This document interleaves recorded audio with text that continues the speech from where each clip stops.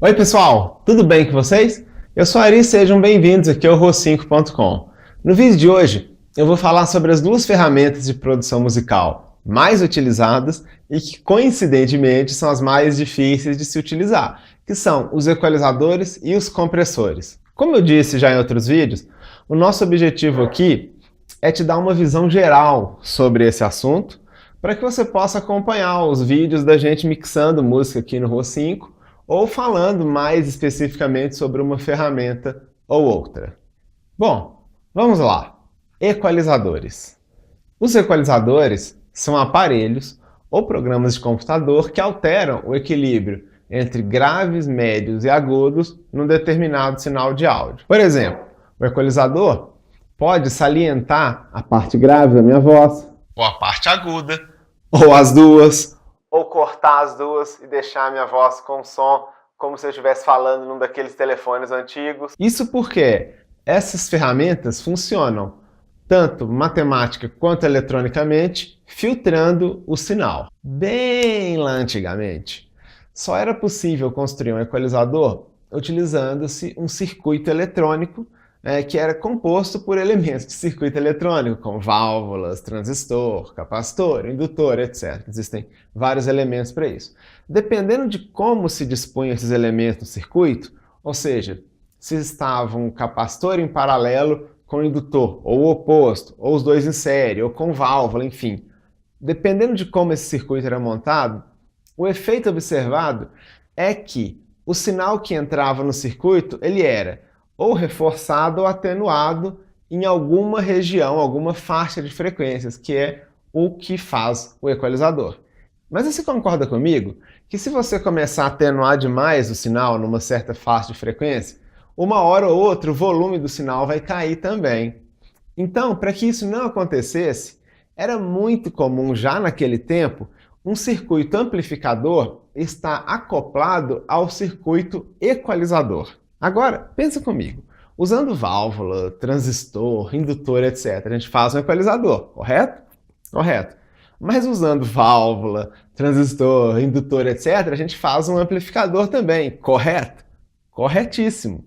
Então, você concorda comigo que só do sinal passar pelo sistema de amplificação, por essa configuração eletrônica, ele também vai ser alterado no seu espectro de frequência.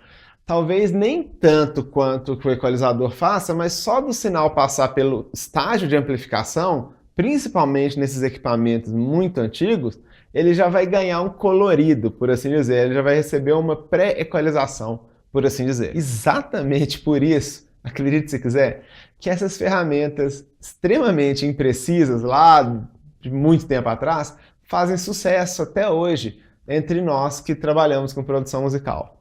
Muitos dos equalizadores mais desejados, mais caros e mais replicados em hardware ou digitalmente são aparelhos que foram projetados e construídos lá nos anos 1950, 1960, muito tempo atrás.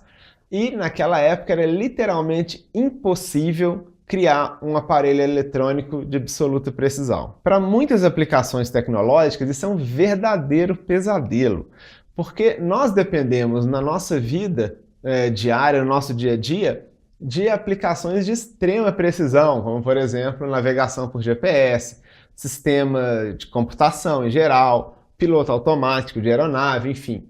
São muitos exemplos de tecnologia de precisão que a gente usa diariamente.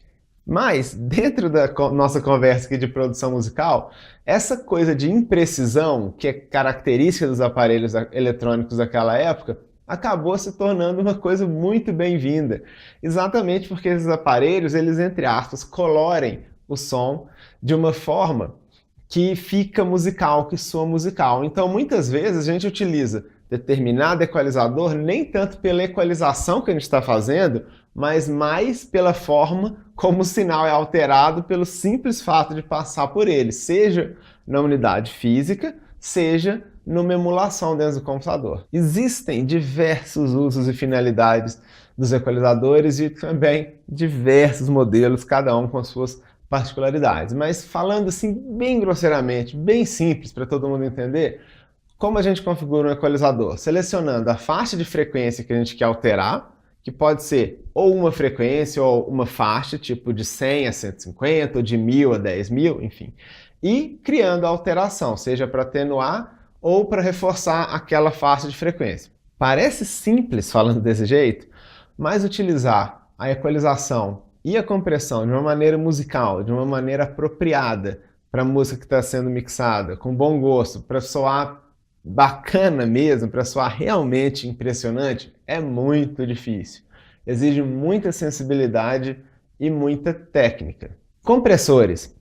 Tá aí uma das coisas que os produtores musicais mais falam, YouTube afora. É um tal de compressor aqui, compressor ali, compressor para isso, compressor para aquilo, compressão assim, compressão assado. Nossa senhora, o povo gosta de falar desse tal desse compressor.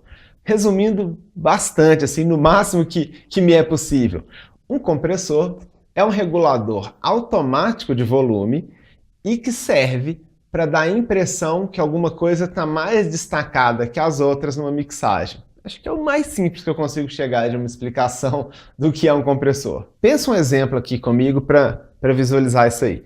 Imagina que a gente está ouvindo uma mixagem que tem somente um violão e um pandeiro, ok? E os dois inicialmente estão mais ou menos no mesmo volume. Então, você ouvindo a mixagem, hora você ouve pandeiro, hora você ouve violão, hora você ouve uma mistura, enfim.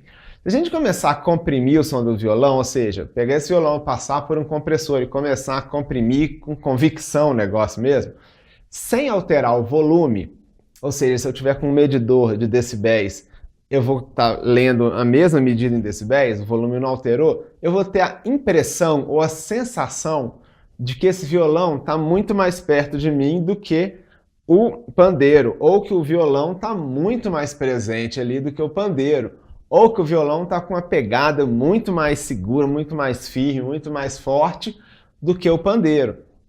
E se a gente começar a descomprimir, tirar a compressão, a gente vai tendo a impressão que esse violão está voltando para onde ele estava e ficando no mesmo nível do pandeiro. E dependendo do tipo de compressor que a gente utilizar, pode ser até que a gente consiga a ideia de que o violão, sem mexer no pandeiro, o violão começa a ficar mais para trás ainda, né? Mais suave, mais atenuado ainda, sem que o volume seja alterado.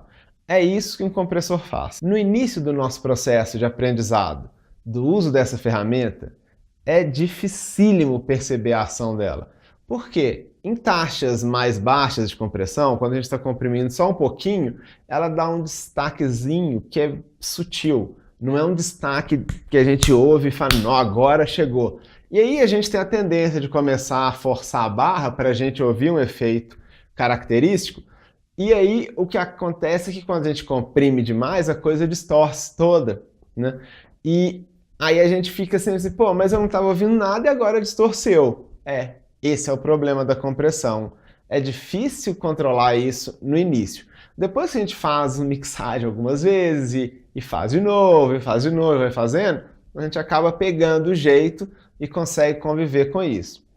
Um exemplo de distorção usando compressão, a gente vai encontrar em música dos anos 60, dos anos 70, por exemplo, quando a gente ouve Led Zeppelin, a gente ouve aquela bateria do Led Zeppelin, que ali tem bastante compressão e o som fica todo distorcido. É o que acontece quando a gente exagera a compressão. Por isso, a melhor ideia de uso do compressão, de uma forma generalista, ou seja, falando para o maior número de casos possíveis dentro da mixagem, não é para gerar um efeito muito perceptível, como a bateria do John Bonham no Led Zeppelin, mas para criar uma sensação, uma textura, trazer uma intenção para o instrumento. E não destacar de parecer que ele está saindo da caixa de som e vindo tocar na sua orelha. Assim. Da mesma forma que os equalizadores, os compressores possuem circuitos amplificadores acoplados ao circuito de compressão. E, novamente, como esses circuitos amplificadores modificam um pouco as características do som, característica do sinal que entra dentro desse aparelho, e de uma forma diferente do amplificador que está dentro do equalizador, porque o tratamento que o circuito de compressão dá ao sinal é diferente do tratamento que o equalizador dá e, portanto, o amplificador que está acoplado a um compressor é diferente do amplificador que está acoplado a um equalizador, muitas vezes a gente escolhe um compressor nem tanto pela compressão que a gente está buscando, mas pela forma como ele vai tratar esse sinal em virtude desse circuito de entrada e saída dele. Os parâmetros de configuração de um compressor são, em primeiro lugar, o limiar, que determina a partir de qual nível de volume de entrada o sinal de saída vai ser normalizado, ou seja, a partir de qual volume de entrada o compressor vai começar a atuar como um compressor. Segundo, se esse efeito vai começar imediatamente assim que o sinal de entrada passar esse certo limiar, ou se o compressor vai esperar alguns milissegundos para começar a comprimir depois que o sinal tiver passado esse limiar. Se quando o sinal voltar abaixo do limiar, se o compressor vai parar de atuar imediatamente, ou se ele vai continuar comprimindo o sinal, mesmo depois do sinal de entrada ter passado para baixo do limiar. Terceiro, quanto do sinal vai ser comprimido, ou seja, você vai comprimir só um pouquinho, você vai comprimir muito, você vai comprimir rápido, você vai comprimir lentamente, você vai comprimir suavemente, você vai comprimir abruptamente.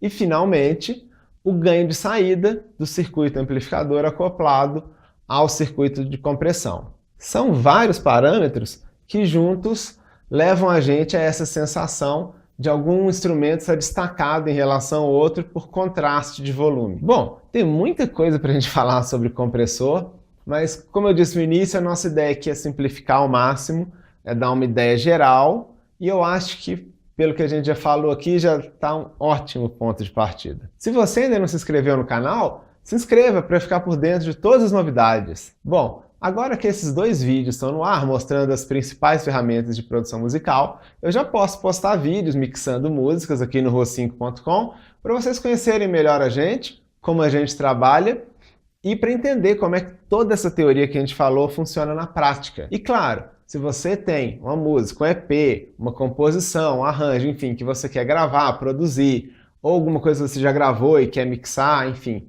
entre em contato com a gente, manda pra gente uma mensagem lá no ro5.com, vai ser o maior prazer trabalhar com você. Beleza? Combinados? Então é isso. Um forte abraço e até breve.